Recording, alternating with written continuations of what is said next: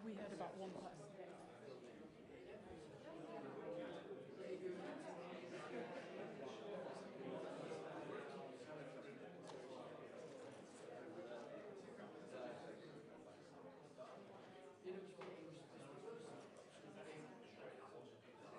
Did you have FOMO?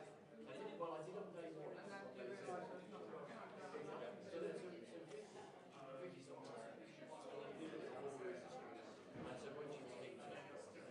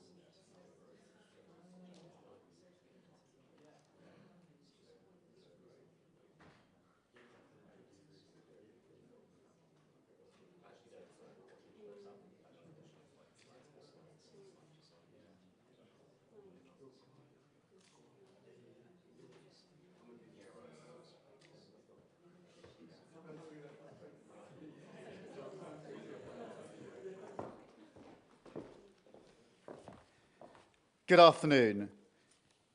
When we came into office, we immediately conducted an audit of the public finances, and we found a £22 billion black hole. Now, the Independent Office of National Statistics has conducted vital work on the state of immigration and found the previous government were running an open borders experiment. As the ONS sets out, nearly 1 million people came to Britain in the year ending June 2023. That is 4 times the migration levels compared with 2019. Time and again, the Conservative Party promised they would get the numbers down. Time and again, they failed.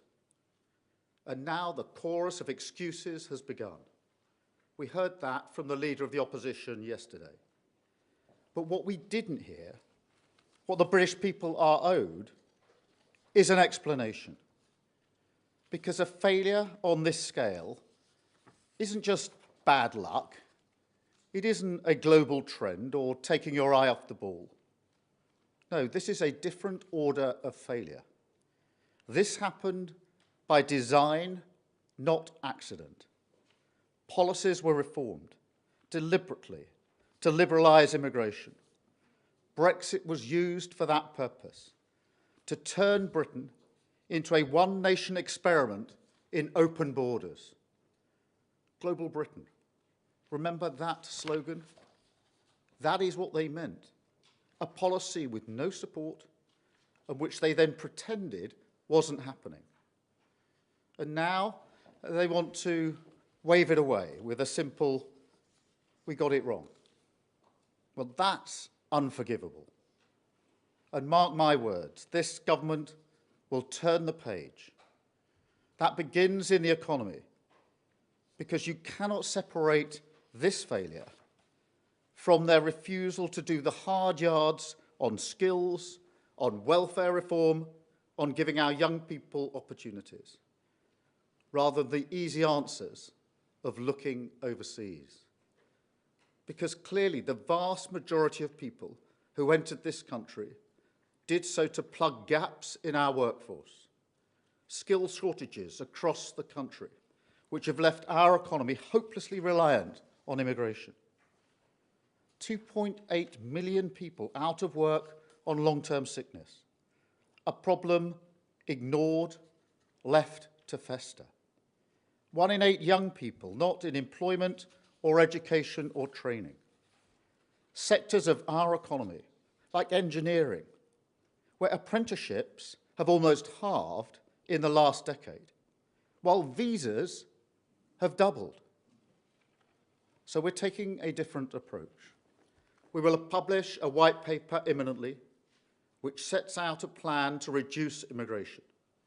The Migration Advisory Committee is already conducting a review. And where we find clear evidence of sectors that are over-reliant on immigration, we will reform the points-based system and make sure that applications for the relevant visa routes, whether it's the skilled worker route or the shortage occupation list, will now come with new expectations on training people here in our country. We will also crack down on any abuse of the visa routes. For far too long, we've been casual about malpractice in our labour market, which sends a clear signal overseas that we're a soft touch. Well, no more. Our rules will be enforced. Any employers who refuse to play ball, they'll be banned from hiring overseas labour. And I'm pleased to announce today a new security agreement between Iraq and the UK. This is a world first that will help us smash the people smuggling gangs and secure our borders. The Home Secretary has been out in Iraq to seal this deal, and we've also announced funding for Iraqi law enforcement to tackle this problem upstream, way before it reaches our shores. We're also tackling the utter mess we inherited in the Home Office. Asylum returns up 53% in the last 12 months compared with the previous year. Total returns up 34% in the last year. And we will keep on going because this is the work of change. And alongside the NHS and the economy, securing our borders is the issue that matters to working people. You know, what people want from politics is not unreasonable. They want order and security, borders that we control, an NHS that protects you, an economy that offers secure work and good opportunities, not just for a few at the top, but for everyone. Let me say directly to the people watching, where the last government failed you, this one will not. They drove immigration numbers up. We will get them down. They left the NHS flat on its face. We will get it standing tall again. They made you poorer. We will put more money in your pockets. It won't be quick or easy, but we are going to turn things around, not with gimmicks, but with graft.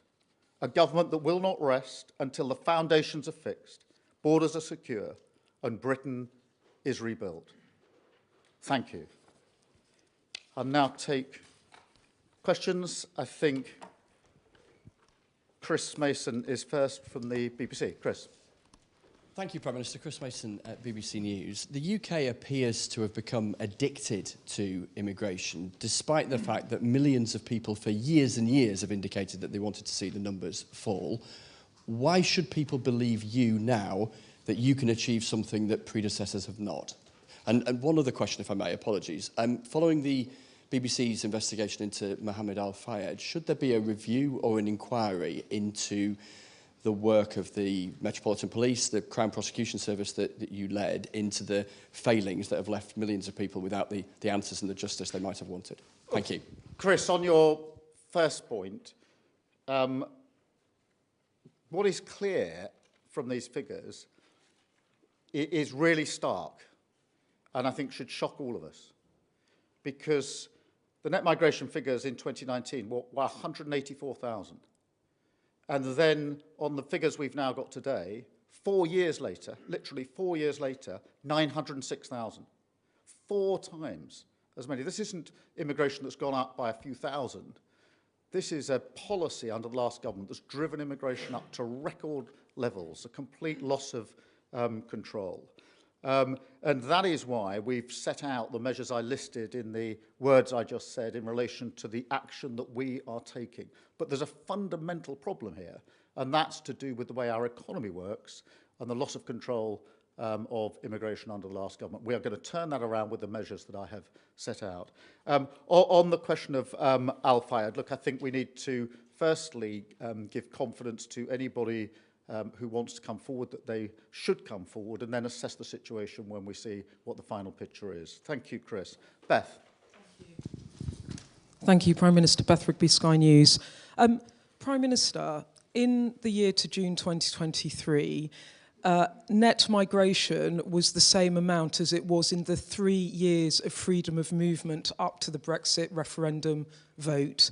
People feel incredibly let down by their politicians. You say you want to bring it down. What does that mean? Will you bring it down to levels of the low 100,000s that we saw in 2019 or 2013, 14, 15? Or can you also not do that because of your need for economic growth? Thank you. Well, Beth, when you say people have been let down, you're absolutely right, because they were promised by the last government that it would get control of our borders, and we had a government that completely lost control of our borders. And this sort of increase is unprecedented. It's off the scale, what has happened in 4 short years. The way to get it down is the hard graft, not the gimmicks, but the hard graft of driving it down on the skills agenda, Migration Advisory Committee, making sure we're cracking down on employers that are breaking the rules, taking all the measures I've set out, measures that will have an impact on our immigration, which I do want to come down significantly. It needs to reduce. But these numbers, this 4-time increase, that wasn't just bad luck post-Brexit. That was their policy, and they drove immigration up. And as I say, we discovered a £22 billion black hole. We discovered that the prisons were in far worse shape, much fuller than we thought before the election. And now today, what we found is another incredible legacy failure, which is record numbers of immigration. It's our job now to turn it around, and we will. Thank you. And Amy from ITV. Thanks. Amy Lewis from ITV News. Prime Minister, you obviously today to talk about immigration. Are you going to set a cap on net migration? And if not, how will the public know if you've been successful in delivering your promises? And just a follow-up question, if you don't mind, on what's potentially a landmark day tomorrow with assisted dying. Has your view on this changed since you voted on it in 2015? Yeah, look, I want to see immigration come down significantly. And I said that before the election, I said that during the election, I say it again here today. So that means bearing down on the influences that have driven it up this high with the measures that I set out a moment ago. We had a supposed cap in place for the best part of a decade, and it didn't have any meaningful impact on reducing immigration. So I don't think setting an arbitrary cap, which is what previous governments have done, is the way forward. But do I want it significantly to reduce? Yes, I do, and that's what our plan will achieve. In relation to assisted dying, look, the vote is coming up tomorrow, obviously. The government is neutral on this, and it is a genuinely free vote for all members of Parliament, and I don't want to put pressure on them. I've obviously got a huge amount of interest and experience in this, having looked at every single case for 5 years that was ever investigated. You know, I will therefore be casting my vote tomorrow. Thank you. Chris, GB. Chris Hope, GB News. You say you want net migration to fall significantly, Prime Minister. The OBR, which forecasts these numbers, forecasts 315,000 net migrants arriving here but until 2028, 2029, nearly twice the number in 2019. What level are you happy with? Will you cut it back to 2019 levels? And when will that happen by? Well, Chris, that we want and are intending to drive these numbers down. They're far too high. They signal a loss of control. And that's what these policies are designed to achieve. And that's why the white paper will be published imminently, bringing them together as a plan. I'm not going to pluck an arbitrary number, because that has been tried many years in a row, and it has achieved absolutely nothing. And what I'm not going to do with the British public is adopt an approach which we know has not succeeded and pretend that it's going to succeed. I think the days of fiction and pretending there are easy answers are over. These are the days of hard graft. Thank you, Chris. Kate from Times. Kate McCann from Times Radio. Figures released today show that the asylum system is costing £5.4 billion in the last year.